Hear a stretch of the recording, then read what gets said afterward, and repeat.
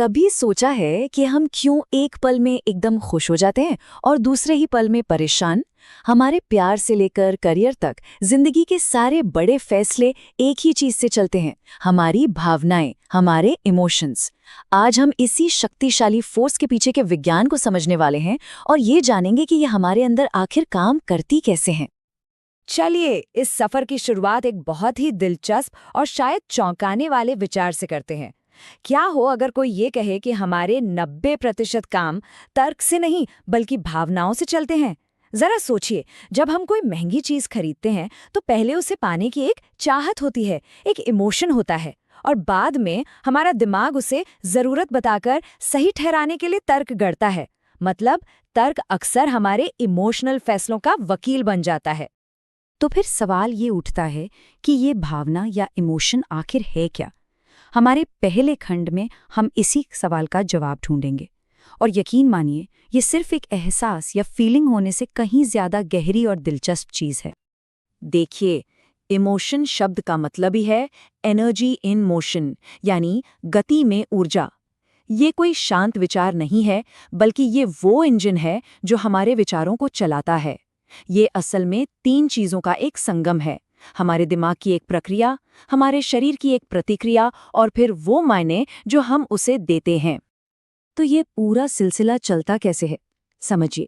सबसे पहले दिमाग किसी घटना को देखता और परखता है, फिर शरीर में कुछ केमिकल्स के जरिए एक रिएक्शन होता है, और आखिर में हम उस शारीरिक सनसनी को एक नाम दे देते हैं, जैसे डर, गुस्सा या फिर खुशी। तो चलिए अब दिमाग के अंदर चलते हैं और देखते हैं कि ये सब होता कहाँ है।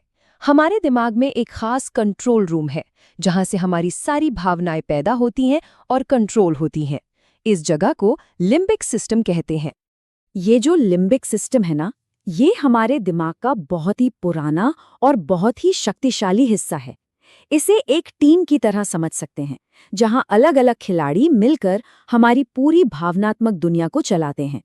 तो चलिए एक एक करके इन खिलाड़ियों से मिलते हैं। टीम का पहला और सबसे तेज खिलाड़ी है अमिगडाला। ये हमारे दिमाग का सर्वाइवल रेडार है। इसका बस एक ही काम है, खतरे को पहचानना और मिली सेकेंड्स के अंदर डर और गुस्से जैसी भावनाओं को ट्रिगर कर देना। यही वजह है कि अचानक कोई तेज आवाज सुनकर हम पहले चौंकते हैं और बाद में सोचते हैं। अगला खिलाड़ी है हिप्पोकैम्पस। ये हमारी यादों का घर है।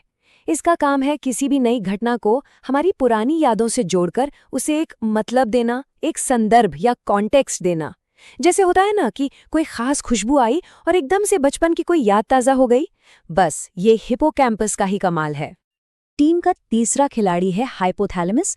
जैसे ही एमिगडाला कोई भावना पैदा करता है, हाइपोथैलेमस का काम शुरू हो जाता है।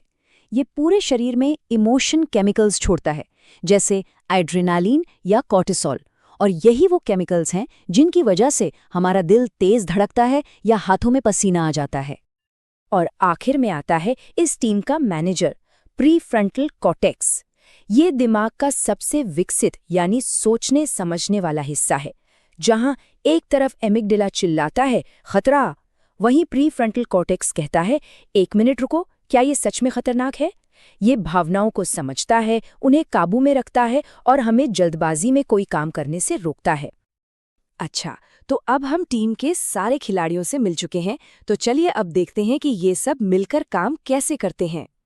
अब हम ये जानेंगे कि कैसे एक छोटी सी घटना से एक पूरी भावना का जन्म होता है, स्टेप बाय स्टेप। तो होता ये है कि सबसे पहले कोई घटना होती है, फिर हमारा दिमाग उसे अपने पुराने अनुभवों के आधार पर एक मतलब देता है। इस मतलब पर एमिगडाला तुरंत रिएक्ट करता है, जिससे हाइपोथैलेमस शरीर में केमिकल्स छोड़ता है, और इस पूरे शारीरिक अनुभव को आखिर में हम एक फीलिंग का नाम दे देते हैं।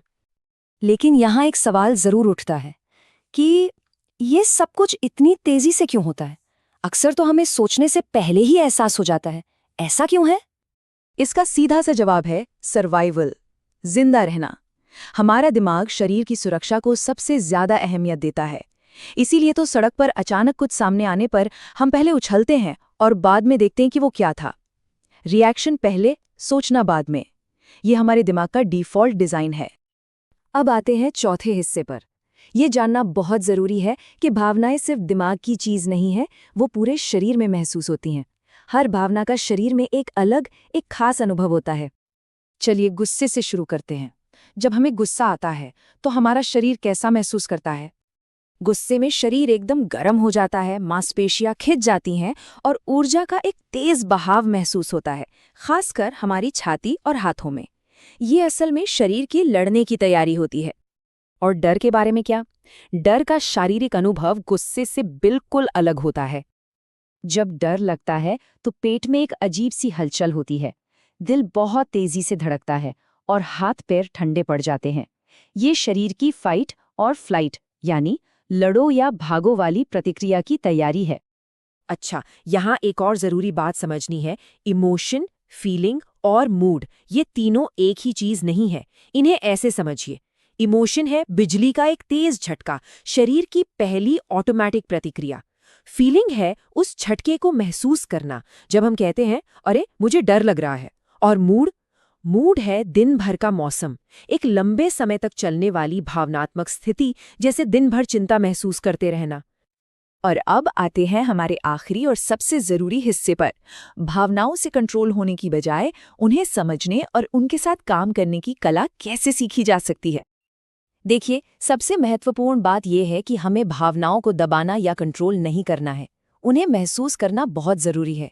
असली कौशल उन्हें रेगुलेट करने में है, यानी उन्हें एक सही दिशा देने में है। और इसी कला को इमोशनल इंटेलिजेंस कहते हैं। तो हम इन्हें रेगुलेट कैसे कर सकते हैं? गहरी सांस लेना, अपनी भावना को पहचानकर उसे एक नाम देना, या फिर किसी भरोसेमंद इंसान से अपनी बात कहना, ये सब तरीके उस इमोशनल एनर्जी को शरीर से बाहर निकालने के बहुत ही हेल्दी रास्ते हैं। तो आखिर में बात बस इतनी है कि हमारी भावनाएं हमारी दुश्मन नहीं है।